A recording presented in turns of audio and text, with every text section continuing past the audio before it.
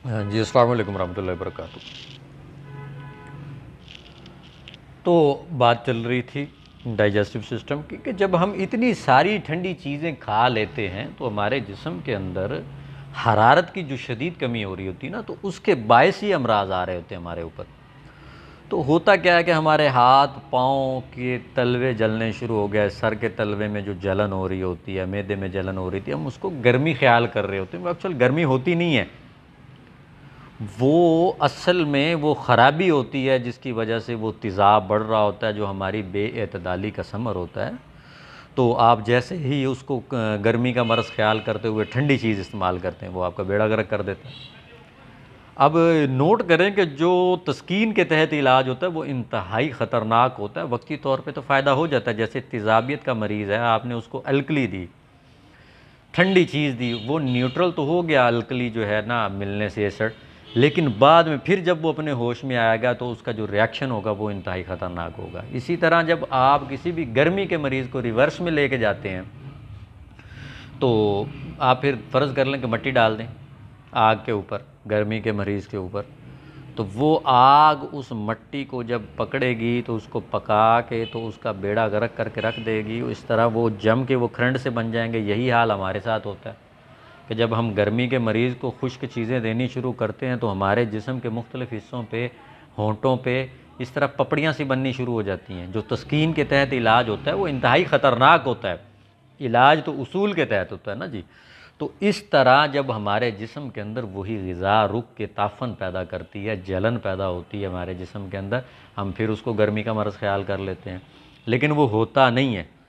तो इसलिए ये सारे मामलात जो थे, मैंने इसको बार बार यानी कि तवज्जो दिलाई है कि जिस्म के अंदर हम जो ग़िज़ा की बेअतदाली से मार खाते हैं, अब जो ग़िज़ा वहाँ पड़ी है मैदे के अंदर, उसके अंदर तेज़ाब लगा मैदे का, और वो वहाँ पे सड़ना शुरू होगी, मुताफ़न होना शुरू होगी, उसके अंदर कोई ना कोई थोड़े से जरासीम भी पैदा होने शुरू हो गए, क्योंकि तुरशी का असर था ख़मीर पैदा करना, ख़मीर पैदा हुआ और उसी से गैसेस पैदा हुई, और वही मवाद जब बवजह तस्कीन आपके गदूद के अंदर रुका हरारत की कमी की वजह से, वही आपके जिस्म के अंदर अब मुख्तलिफ़ मराहिल के अंदर ख़तरनाक अलामात आनी शुरू होंगी।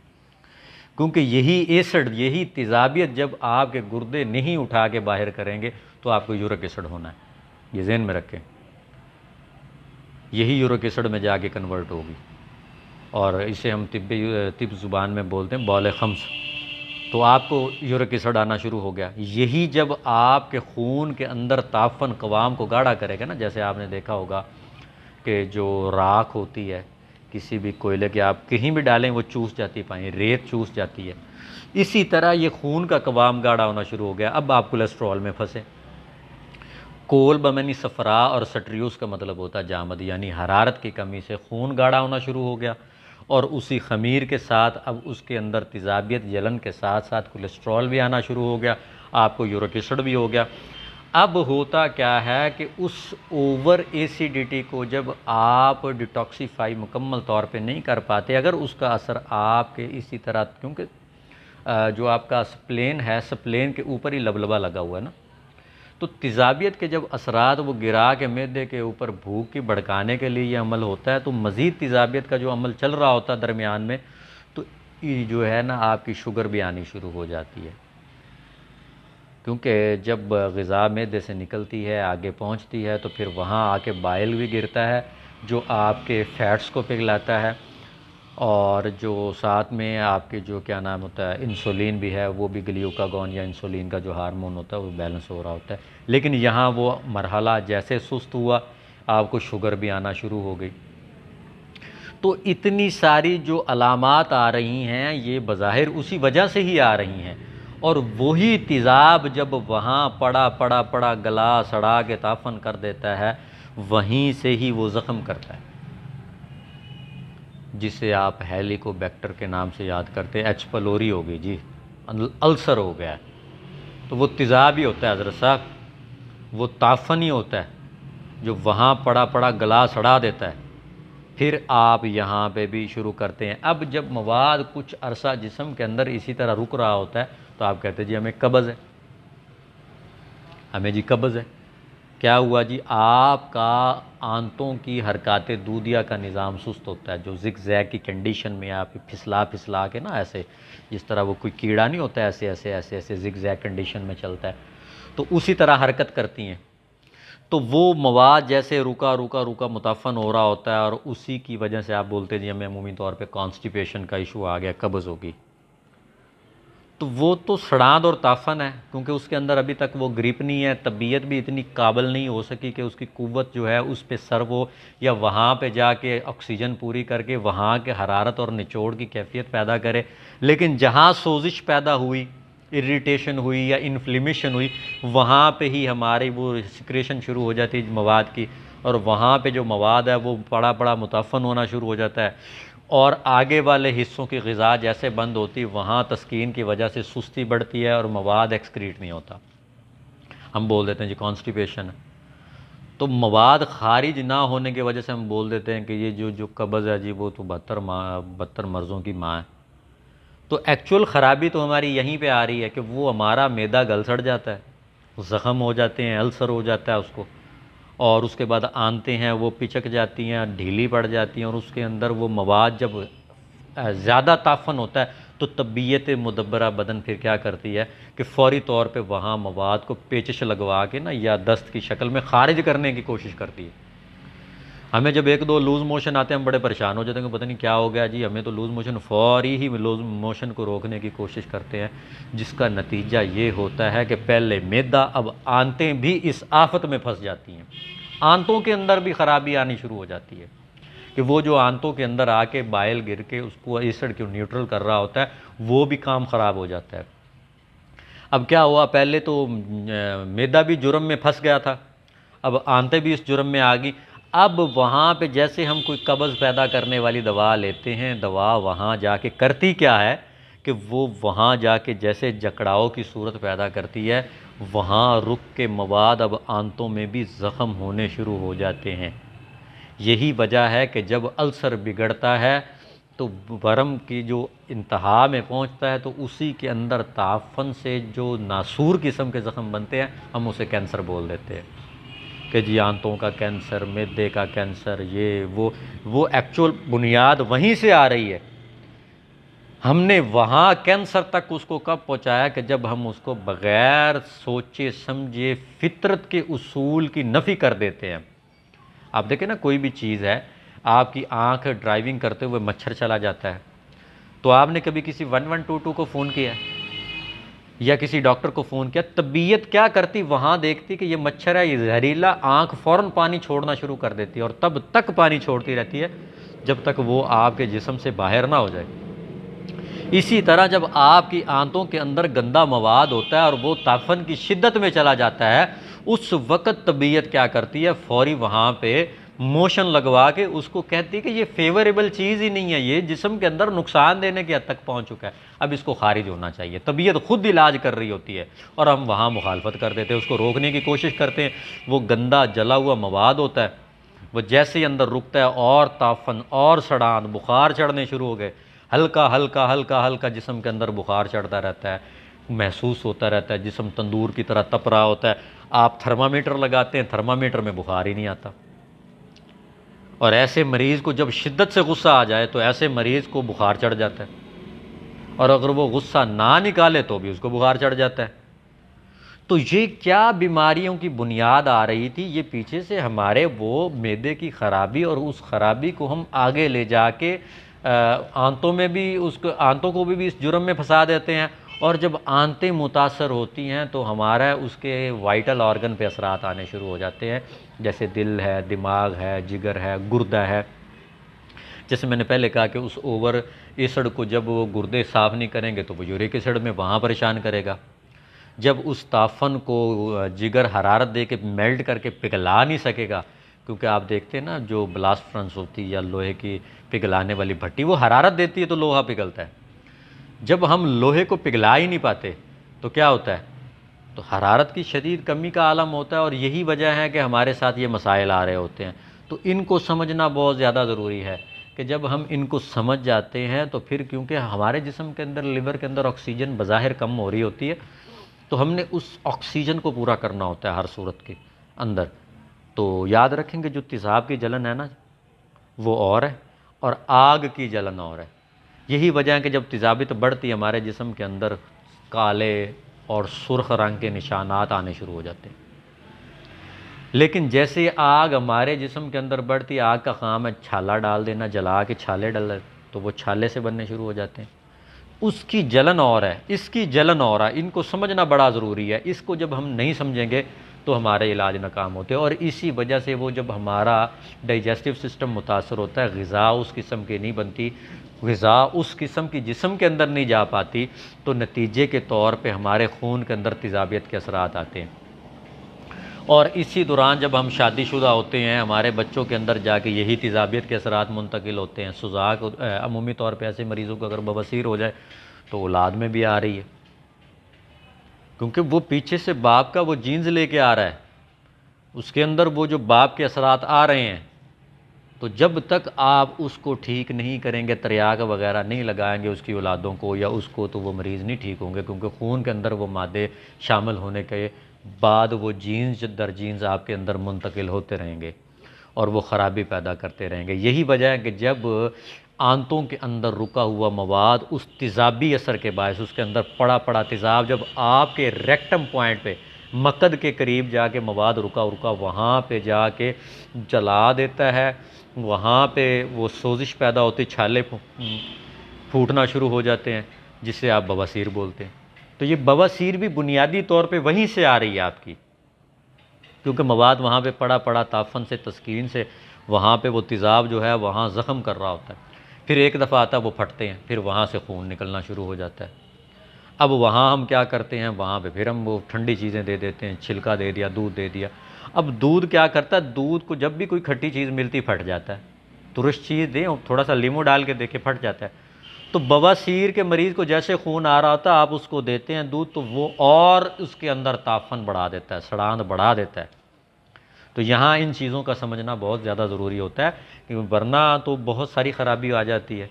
तो इसी तरह वो तेज़ाबियत अंदर होती है, आप ऊपर से जैसे दूध लेते हैं और बढ़ जाता है। और ऐसे ही मरीज़, हमारे ज़्यादातर मरीज़ जो है मैदे के, वो ठीक ना होने की वजह से, या क्रॉनिक मरीज़ जो है, जो मरीज़ मर्ज़ दर मर्ज़ में घुस रहे होते हैं, जूँ जूँ दवा खा रहे हैं, जूँ जूँ ग़िज़ा खा रहे हैं, बीमार क्यों हो रहे होते हैं, वो तेज़ाबियत की वजह है। कि जैसे ही वो अमूमी तौर पे आप रात को दूध पीते, रात को दूध जैसे भी आपने देखा ना, बच्चे ने दूध पिया, मैदे में गया और फट गया। वो जब वैसे ही वॉमिट होता है तो फुटकियों की शक्ल में निकल रहा होता है। तो हमारी ओवर एसिडिटी जो है तेज़ाबियत के वजह से, वो जैसे मैदे के अंदर जाता दूध फट जाता है, तो मज़ीद उसको यानी कि ख़राबी करने का मौका मिल जाता है। दिन के वक्त चूँकि मौसम के अंदर धूप होती है, सूरज की गर्मी की वजह से आपका टेम्परेचर बैलेंस हो रहा होता है, चूँकि दूध एक मुकव्वी ग़िज़ा है लेकिन अलकली में आता है। रात के वक्त सूरज की हरारत की कमी के बायस इंसान का जो मैदे का निज़ाम है वो भी किसी हद तक थोड़ा सा ठंडा हुआ पड़ा होता है, और ऊपर से जैसे दूध जाता है वो फटता है, तो और तेज़ाबियत बढ़ती है। नतीजतन आप मुस्तकिल दवाइयाँ खाते रहेंगे, आप ठीक नहीं होंगे। लिहाजा मेरे नज़दीक जो मैदे के पुराने और दायमी मरीज़ हो ना, उनको सिर्फ धूप की हद तक इजाज़त है दूध पीने की, यानी सुबह सूरज निकलने से लेके असर तक वो पीते रहें तो किसी हद तक गुजारा होता है। अगर उसके बाद करते रहेंगे यकीनन वो ठीक नहीं होंगे, सारी ज़िंदगी दवाइयाँ खाते रहेंगे। और हमारे यहाँ ये ट्रेंड चला हुआ है कि हमने दूध के साथ भी जो है ना बहुत बड़ी ज़्यादती की हो। ये एक अल्लाह का नूर है। आप देखें कि अगर अच्छा दूध हो ना, उसके अंदर चीनी डालने की ज़रूरत नहीं, मिठास खुद ब खुद होती है। हम उसके अंदर सोडा डालते हैं, दूध सोडा बना के रात को ठंडा यख पी के उसके बाद कूलर पंखे के आगे सो जाते हैं, एसी के आगे सो जाते हैं। अब वो दूध बन गया दवाई सोडा मिलने से। अब उसने फिर गैस पैदा की, फिर उसने जाके जैसे ही उसके एटम फाड़े फौरी तौर पे वो फट गया। अब अंदर जाके फिर उसने तेज़ाबियत को फिर भड़काया। ऊपर से आपके जिस्म के अंदर हरारत की जो कमी हुई, ऊपर से आप कूलर के आगे पड़े, आप एसी के आगे पड़े, आपके जिन अज़ा की ऑक्सीजन कम होगी वो अज़ा बीमार होगा। ये ज़हन में रखें। आपके लबलबे की ऑक्सीजन कम हुई, आपको शुगर होगी। आपके जो जिगर की ऑक्सीजन कम होगी, आपको कोलेस्ट्रॉल होगा। आपके किडनी की ऑक्सीजन कम होगी, आपको यूरिक एसिड और आपके गुर्दे फेल होंगे। आपके फेफड़े की ऑक्सीजन कम होगी, आपको अमले तनफ़्फ़ुस के मराहिल आएंगे, आपके कार्डिक की ऑक्सीजन कम होगी, याद रखें कि आपको ब्लड प्रेशर होगा, आपके दिमाग की ऑक्सीजन कम होगी, आपको नींद नहीं आएगी, आपको वहम विश्वासात होंगे, आप चिड़चिड़ेपन के मरीज़ बनेंगे, आपको माली खोलिया डिप्रेशन होगा। ये ज़हन में रखें। और जिन जिन ऑक्सीजन जिन जिन गदूद के अंदर ये मामलात होते हैं, इसी तरह प्रोस्टेट बढ़ना शुरू हो गया, पेशाब की नाली के अंदर से जैसे वो तेज़ाबी मवाद गुजरता है आपको फ़ौरी तौर पे वो पेशाब के कतरे शुरू हो गए। वही तेज़ाबियत, वही शिद्दत जब आपके सीमन के अंदर जाके सरायत करती खून के थ्रू, आपके जरासीम मरना शुरू हो जाते हैं, आपके स्पर्म की काउंटिंग कम होनी शुरू हो जाती है, उसकी एक्टिविटी कम होनी शुरू हो जाती है। तो ये सारा क्या है, आपकी ग़िज़ा की बेअतदाली का समर है, जिसके बाइस आप यहाँ ख़तरनाक हद तक पहुँचे हैं और ये आपको नुकसान और तबाही के हद तक ले जाता है। तो इसीलिए जो इलाज मुआलजे के अंदर सेक्सुअल अमराज हैं वो भी नाकाम हो जाते हैं। कोलेस्ट्रॉल लेना, जब तक आप मैदे के अफ़आल ठीक नहीं करेंगे, बाकी ना खून के अंदर उस किस्म के मामलात होंगे, ना इस किस्म के अफ़आल सरजद होंगे। नतीजे के तौर पे आप बीमारियों में गिरते जाएंगे और बहुत ही क्रॉनिक स्टेजेस तक पहुंच जाएंगे। गुर्दे फेल हो जाते हैं, दवा दी काम नहीं की, तफन पड़ा, तफन के अंदर जाके आप कीचड़ के अंदर आप इत्र डाल दें, कस्तूरी डाल दें, वो उसको भी चूस के उसके असरात ख़त्म कर देगा। ज़ाफ़रान डाल दें, वो उसके असरात को चूस के ख़त्म कर देगा। सोना डाल दें, वो मिट्टी बना के रख देगा। लोहा डाल दें, जंग लगा के रख देगा। कोई फ़ायदा नहीं, जब तक आप ताफ़न ख़त्म नहीं करेंगे तब तक आपका इलाज नहीं होगा। और उसका बेहतरीन इलाज क्या है? फ़ाका। आप रोज़े रखें, मैदे के अंदर उस खमीर को ख़त्म करने की कोशिश करें, ग़िज़ा कम करते जाएं और ख़ुसूसी तौर पे 15-20 दिन जो है ना, आप रोटी चावल इस तरह की चीज़ें बंद कर दें। ऐसी चीज़ें जिनके अंदर कीड़ा पड़ता हो, दालें बंद कर दें। तो फल खाएं, सब्ज़ियाँ शोरबादार बना के चम्मच से खाएं, ड्राई फ्रूट लें। कमज़ोरी हो तो मुक़व्वियात के तौर पे आप ड्राई फ्रूट का इस्तेमाल करें ताकि आपका ताफ़न ख़त्म हो। जब ताफ़न ख़त्म होगा, जिस्म के अंदर साले खून पैदा होगा, और जब साले खून पैदा होगा उसके बाद ही बीमारियों के ख़िलाफ़ लड़ने के लिए क़ुव्वत मुदाफ़ियत पैदा होगी। वरना आप जितने भी एंटीबायोटिक डालते रहे, आप जितने भी तेज़ाब डालते रहे, आप जितने भी जरमकश चीज़ें इस्तेमाल करते रहे, आप जितने भी आप वो क्या नाम है वैक्सीन करते रहे, कामयाब नहीं होंगे, क्योंकि आपके अंदर इतनी बड़ी ख़राबी आ चुकी होती है। इसीलिए मैदा जो है, इस कुरान करीम की आयत के आप थोड़ा सा गौर कर लें, कुलू वशरबू वला तुसरिफ़ू, खाओ पियो, हद से ना बढ़ो। अल्लाह ताला हद से बढ़ने वालों को पसंद नहीं फरमाते, और ये हम खुद को हम बीमार कर रहे होते अपनी उसी यानी बेअतदाली की वजह से। अब जो ग़िज़ा हम खाते हैं उनके असरात हमारे खून में आते हैं, जैसे गर्म चीज़ें हम खाते हैं उसके अंदर गर्मी से हमारे जिस्म के अंदर गर्मी के असरात बढ़ रहे होते हैं, लिहाजा ऐसी चीज़ों का इस्तेमाल किया जाए। और आप सल्लल्लाहु अलैहि वसल्लम ने तिब्ब नबवी के अंदर जो भी अद्वियात बताई हैं, जो जिनके लिए लिखा गया कि यह मौत से अलावा तकरीबन हर बीमारी का इलाज है, तो आप थोड़ा सा गौर करें, उनको रीड करें, वो कम बेश गर्म ही है। वो कोई थोड़ी गर्म है, कोई ज़्यादा गर्म है, कोई मोतदिल गर्म है, ठंडी कोई नहीं उसके अंदर, वो सारी की सारी गर्म है। आप नोट करें, इसीलिए जो हरारत है वही ज़िंदगी है, ऑक्सीजन ज़िंदगी है, और जो ग़िज़ा हम खाते हैं उसी के असरात हमारे जिस्म के अंदर आते हैं। और यहाँ तक बात की समझ आ गई? चलो, इसी के बाद एक और जगह है, कुलू हलालन तय्यबा, कि आप खाएं वो चीज़ जो हलाल हो, तय्यब हो, और उसका सोर्स जो है कमाई का वो साफ़ सुथरा हो, हलाल हो। उसके असरात भी आपके जिस्म के अंदर आते हैं कि अगर आप उस किस्म की साफ़ सुथरी ग़िज़ा खाते हैं, आपके अंदर आपकी इबादत का रुझान बढ़ता है, आपके अंदर इस्लामिक या मजहबी पहलू जो होता है किसी भी लिहाज से वो बढ़ता है। जिस तरह बहुत सारे मज़ाहिब के अंदर बहुत सारे जो लोग हैं वो मजहबी ख़िदमात सर अंजाम दे रहे होते हैं, उनका कसब का जो तरीका होता है वो हलाल होता है। मसलन उसके अंदर कोई चोरी नहीं, कोई झूठ नहीं, कोई डाका नहीं, कोई इस तरह के मामलात नहीं होते। उसके असरात आपके बॉडी के अंदर स्पिरिचुअल लेवल पे जाके आपकी रूह को बूस्ट करते हैं, जिसकी वजह से आपके अंदर रूहानी अखलाक और अखलाकी तौर पे जो है ना वो काफ़ी सारी मामलात आते हैं, आपके लोग किरदार से मुतासर होना शुरू हो जाते हैं, तो उसका असर हमारे जिस्म पे ऊपर पड़ता है। तो एक वाक़या मैंने पढ़ा था कि एक मुस्तजाब दुआ के फ़कीरों की एक जमात आई, तो किसी ने उस वक़्त के जो हाकिम था उसको बताया कि फ़लाँ जगह पे एक जो है फ़कीरों की जमात है, वो आई है, वो दुआ करती है, अल्लाह ताला उसकी दुआ को रद्द नहीं फरमाते। तो उस शख्स ने बुलाया, बहुत बड़ा ज़ालिम था, तो उसने कहा जी आप ऐसा करें मेरे लिए दुआ खैर करें। तो उन्होंने उसके लिए दुआ खैर क्या की, उसने कहा या अल्लाह इसकी जान ले ले। उसने कहा ये कैसी दुआ है? उसने कहा तू बहुत ज़ालिम आदमी, तू जब तक जागता रहता है लोग इस डर में रहते हैं कि पता नहीं हम मारे गए, हम मारे गए। तो उसने कहा जी ठीक है, खाना खा लीजिए, उसके बाद हम बात करते हैं। तो खाना लगाया गया। खाना लगाने के बाद क्या हुआ कि फिर उसने कहा जी आप फिर दुआ कीजिए। तो फिर उन्होंने दुआ की कि या अल्लाह इसकी जान ले ले, वही दुआ थी। तो उसने कहा अब 40 दिन तुम्हारी दुआ कबूल नहीं होगी, क्योंकि मैंने तुझे अनजाने में एक हराम का लुकमा खिला दिया, अब तेरी दुआ कबूल नहीं होगी। तो इसी तरह आपकी कमाई का आपके जिस्म के ऊपर, आपके अखलाक के ऊपर, आपकी रूह के ऊपर, आपकी इबादत के ऊपर, आपके मामलात के अंदर आपके एक रिस्पॉन्सिबल सिटीज़न होने पे असर आता है। यही वजह है कि जब आप इस किस्म की चीज़ खाएंगे और इस किस्म की चीज़ अपनी औलाद को खिलाएंगे तो वो आपके लिए सदका जारिया है।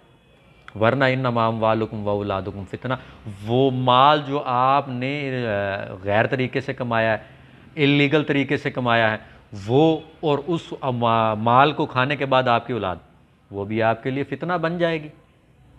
और यही वजह है कि हम जो बार बार बोलते हैं ना, ये जो बड़ा नमक हराम निकला जी, हमने इसको खिलाया, तो हमारे उस चीज़ से जो हमारे दोस्त हैं वो भी हमारे दुश्मन हो जाते हैं, क्योंकि उनके अंदर भी हमने वही हराम के लुक़मे डाल दिए, हमने उनकी भी आखिरत बर्बाद कर दी है, उनकी आखिरत ख़राब कर दी है। तो इसीलिए जो हमारा कुलू हलालन तय्यबा, खाओ हलाल तय्यब हो, और उसके लिए हम जो सोर्स ऑफ इनकम है हमारा वो बिल्कुल नीट एंड क्लीन होना चाहिए। और इस किस्म से अगर आपका बच्चा कोई आलिम दीन बनता है तो उसके अंदर वो पूरे पैरामीटर होंगे। वो कोई स्कॉलर बनता है उसके अंदर वही पूरे पैरामीटर होंगे। और उसके अगर वो कोई प्रोफेसर बनता है तो उसके अंदर वो बात होगी कि अगर वो किसी को बात कर रहा होगा उसकी नसीहत को लोग पकड़ रहे होंगे। और अगर कोई आलिम दीन इस तरह वो कर रहा होगा, अपने कसब हलाल को बेहतरीन अंदाज में लेके उस पर कर रहा होगा, खा रहा होगा, तो यकीनन लोग उसकी बात को बड़ी तवज्जो से सुनते हैं, उस पर अमल करते हैं, वो लोगों की लाइफ चेंज होती है क्योंकि उसके अंदर वो चीज़ मौजूद होती है। हज़रत मौला अली रज़ी अल्लाह ताला अन्हु का उनके पास एक औरत आई और उसने कहा कि ये इनको मना कीजिए, ये मेरा बच्चा है, ये गुड़ बहुत खाता है। आपने फरमाया कि आप कल आ जाइएगा। तो आपने उनको फरमाया कि कल आ जाइएगा। तो औरत वो कल आई तो उन्होंने कहा जी ये बच्चा है मेरा, ये गुड़ बहुत खाता है, आप इनको मना फरमाएं। तो आपने फरमाया मौला अली ने कि बेटा आप गुड़ ना खाया करें। तो उसने कहा जी ठीक है मैं नहीं खाऊंगा। तो उस औरत ने कहा कि ये बात आप कल भी कह सकते थे, आपने कल क्यों नहीं फरमाया? तो मौला अली ने फरमाया कि कल मैंने खुद गुड़ खाया हुआ था तो मैं कैसे इसको मना करता। तो इसीलिए जो हमारा कसब है उसके असरात हमारे जिस्म के ऊपर आते हैं। और याद रखें कि ये बहुत ज़रूरी है। इसके बाद हमारे अखलाक के ऊपर जो असरात आते हैं हमसे पता चलता है। इसीलिए किसी ने सियाने ने कहा है कि लहजा जो है वो लफ्ज़ का DNA है और उसकी बुनियाद आप कहाँ पे जा रहे हैं। और उसके बाद अगर आप थोड़ा सा गौर करें ना कि हम पहली क्लास की जो किताब उठाते हैं उसके ऊपर पहले सफ़े पे लिखा था बड़ों का अदब करो और छोटों पे शफ़क़त करो। कि जब हम इस तरह के सोर्स लेंगे, इस तरह का एतदाल रखेंगे, खाने पीने में शरीयत पे अमल करेंगे और उसके बाद हमारे अंदर वो क्वालिटी पैदा होगी तो हम बड़ों का अदब और छोटों पे शफ़क़त करेंगे। वरना हम बुज़ुर्गों को बुज़ुर्ग नहीं समझेंगे। ये बात ज़हन में रखें आप कि जब हम मास्टर कर लेते हैं, एमफिल कर लेते हैं, बड़ी बड़ी डिग्रियां ले लेते हैं, बड़ों का अदब नहीं करते, छोटों पे शफ़क़त नहीं करते, तो मतलब क्या है कि तालीम ने हमारा कुछ भी नहीं बिगाड़ा। और क्यों नहीं बिगाड़ा कि हम अपना थोड़ा सा कसब की तरफ चले जाएं कि वो हलाल था या हराम था। उसके असरात आपके खून के अंदर शामिल हो के नस्ल दर नस्ल तक चलते हैं। और याद रखें कि जो लोग किसी के साथ पुराने दौर के अंदर जो हमारे अकाबरीन थे, बुज़ुर्ग थे, बड़े सियाने थे, वो रिश्ता ऐसे नहीं करते थे। वो रिश्ता करने के लिए पहले बात चलाते, बात चलाने के बाद वो फिर कई अरसे के बाद जाके मंगनी होती, मंगनी के बाद जाके एक लंबे अरसे के बाद वो शादी होती। क्या था कि वो चेक किया जाता था कि इनका तरीका क्या है, रहन सहन का तरीका क्या है, इसका दादा क्या था, उसका कसब कैसा था, कमाते कैसे थे, खाते कैसे थे, उनके दरमियान क्या था, वो किस तरह की ज़िंदगी गुजारते थे, उनके अंदर रिलीजियस प्रूफ क्या था, उनकी ज़िंदगी के अंदर उनके रूहानी अखलाकी ये कैसे अतवार थे। अब उसके बाद जाके ये बच्चे किस तरह के, उनकी शक्लें, उनके सारे मामलात, वो इन चीज़ों को जज कर रहे होते थे कि किस तरह के उन्होंने लुक़मे खाए हैं, उसके अंदर किस तरह नस्ल दर नस्ल जाके वो कन्वर्ट हो रहे हैं। और उसके बाद जाके जब उनको समझ आती तो 4, 5, 6 साल के बाद जाके वो शादियाँ होती थी। उसकी बुनियादी वजह इन चीज़ों को जज करना था। यहाँ कहते हैं चट मंगनी पट ब्याह जी, या देखा ना देखा 4 दिन के बाद पता चलता है जी ये बहुत बड़ा हमारे साथ हाथ हो गया। तो हमारे बड़े बुज़ुर्ग जो थे वो बेवकूफ़ नहीं थे, क्योंकि उन्होंने कुरान मजीद की उन आयात पे, उन बातों पे, शरीयत के अहकामात पे अमल किया था, इसीलिए ये सारे मामलात आ रहे होते हैं। और जो मैदे के बिगाड़ के अंदर दूसरी वजह होती है वो ये होती है कि हम जाते हैं शादी पे खाने के लिए, वहाँ पे सलाद पड़ा है वो खा लिया, मूली, गाजर, उसके ऊपर रायता, उसके बाद चावल, उसके बाद क्या जी बकरे का गोश्त, तो उसके बाद ब्रेलर, उसके साथ नान। ये चीज़ें जब हमारे मैदे के अंदर जाते हैं गुच मुच हो जाता है, सारा कीचड़ मच जाता है। वो ताफन जब बढ़ता है तो ऐसे मरीज़ अमूमन आते हैं, क्या कहते हैं जी हकीम साहब मेरा मैदा ख़राब हो गया। आप इतनी क्यों ज़्यादा आप इस तरह की चीज़ें खाते हैं जिसकी वजह से आप बीमार हो रहे होते हैं, क्या ज़रूरत है उसकी। तो इसी तरह ज़्यादा खाने से वो हमारे अंदर तफन बढ़ता है और हम बीमार हो जाते हैं। तो दूसरी बात ये होती है वो क्या कहते हैं, वहाँ 1000 रुपये उनको सलामी देते हैं, 1500 रुपये की आके हकीम से दवा लेके चले जाते हैं। किस लिए कि उन्होंने बेएतदाली से खाया। कुरान मजीद ने तो बता दिया ना, कुलू वशरबू वला तुसरिफू इन्नल्लाह ला युहिब्बुल मुसरिफीन, कि खाओ पियो हद से ना बढ़ो। हमने वो सारा कुछ उठाया जानवरों की तरह, उधर मुँह मार लिया, उधर मुँह मार लिया, उधर मुँह मार लिया, एक वक्त आया फिर हम बीमार हो गए। तो एक वक्त में सिर्फ एक ग़िज़ा खाएं, फाके के साथ खाएं। मिसाल के तौर पे हम बचपन में पतंग उड़ाते थे, वो जो डोर थी उसके अंदर घुंझल पड़ जाता था, उसको निकालने में काफ़ी सारी परेशानी आ जाती थी। जिस तरह औरतें सिलाई करती हैं, वो धागे जो हैं उसके अंदर घुंझल की कैफियत आ जाती है ना, वो मिक्स हो जाता है, उसको निकालने में बड़ा प्रॉब्लम होता है। जब मैदा बीमार हो जाता है तो उस वक्त सिंगल फूड यूज़ करें, टू द पॉइंट में जो ग़िज़ा आप इस्तेमाल करें, कि अब जब आप 4-5 चीज़ों का मरगूबा मिक्स करके जिस्म के अंदर डाल देंगे तो केमिकल कंपाउंडिंग यही होती है कि जब कीमियावी रिएक्शन होते हैं तो वो रिएक्शन अपनी असल हालत में वापस नहीं आ जाते। सिंपल जो मुरक्कब होते हैं, सिंपल कंपाउंड होते हैं, उसमें किसी भी चीज़ को उस चीज़ में से आप निकाल सकते हैं, लेकिन केमिकल कंपाउंडिंग के अंदर वो चीज़ बाहर नहीं आ सकती। जब मैदा खुद परेशान हो जाता है, मुतहय्यर हो जाता है, इस किस्म की इतनी सारी ग़िज़ाएँ जब हम खाते हैं तो नतीजा क्या निकलता है, वो उसको समझ नहीं कर पाता, रीड नहीं कर पाता, तो वो ग़िज़ा पड़ी पड़ी मुताफ़न हो जाती है। आपने सलाद खाया, अलकली था, उसके अंदर आपने नान खाया, उसमें गैस थी, उसके बाद आपने उसके अंदर जी ब्रेलर खाया, वो एसिड था, वो ताफन और बड़ा, नतीजे के तौर पे तबीयत मुतहय्यर हुई। अब हम करें क्या। अब रिएक्शन होता है, रिएक्शन के बाद आपको फिर वो मैदे के मकाम पे, दिल के मकाम पे दर्द होता है, आप फिर डॉक्टरों के पास भागते हैं। अब जब भागते हैं तो फिर क्या कहते हैं जी वो कुछ भी नहीं निकला। अब इसी तरह एक और थोड़ी सी बात कोशिश करेंगे समझने की, जब आप तरबूज लेते हैं ना, तरबूज के अंदर कुदरती पानी, अब जब आप उसके ऊपर से पानी पीते हैं, अब तरबूज को तो वैसे काली मिर्च नमक लगा के काला नमक लगा के खाने का असल मकसद यही होता है कि उसकी सर्दी टूट जाए, हम उसको फ्रिज में डाल देते हैं, ठंडा यक कर देते हैं। ऊपर से जब पीते हैं जैसे वो जिस्म के अंदर जाके सोजिश पैदा करके हमारी ऑक्सीजन तोड़ता है, हरारत की कमी के बायस हमें प्यास लगती है, हम पानी पीते हैं। अब तबीयत मुतहय्यर हो जाती है कि एक तो कुदरती पानी और दूसरा ज़रूरी पानी है। अब मैं क्या करूं, वो फौरी तौर पे जैसे ही हमें डायरिया होता है, हैज़ा होता है, हम फौरी भागते हैं, लो जी हमें तो हैज़ा हो गया। कच्ची ग़िज़ा उसके लोथड़े निकल रहे होते हैं। तो फितरत आपका खुद ब खुद इलाज कर रही होती है। हमें तो इस चीज़ को समझने की ज़रूरत है, हमने फितरत की ख़िलाफ़ वर्जी कहाँ की है। अगर आप इस बात को समझ जाएं तो काफ़ी सारे आपके मामलात वैसे सीधे हो जाते हैं। तो इसीलिए कुरान मजीद के अंदर एक आयत है, फ़ातबिरू या उलिल अब्सार, इबरत हासिल करो अगर आंखें रखते हो। तो थोड़ा सा इस पर हम गौर कर लेते हैं कि आँख जो है, आँख की जो शक्ल है बादाम जैसी, अगर हमारी आँखों के प्रॉब्लम हो तो बादाम खाना चाहिए। इसी तरह अखरोट की शक्ल अगर दिमाग जैसी है तो दिमाग अखरोट के मामलात में हम दिमाग की मामलात में हम अखरोट इस्तेमाल करते हैं। इसी तरह जो हमारा रेक्टम है, मकद है, उसकी शक्ल जो है इंजीर जैसी है। अगर हमें बवासीर के अमराज हों, कब्ज़ के अमराज हों तो हमें इंजीर इस्तेमाल करनी चाहिए। इसी तरह जो हमारा गुर्दा है उसकी शक्ल आम जैसी है। अगर हमें गुर्दों के मसाइल हों, हमें आम खाना चाहिए। इसी तरह हमारा जो पिस्ता है उसकी शक्ल हमारे टेस्टीज जैसी है, तो हमारे कोई इस तरह के मसाइल आ रहे हों तो हमें पिस्ता खाना चाहिए।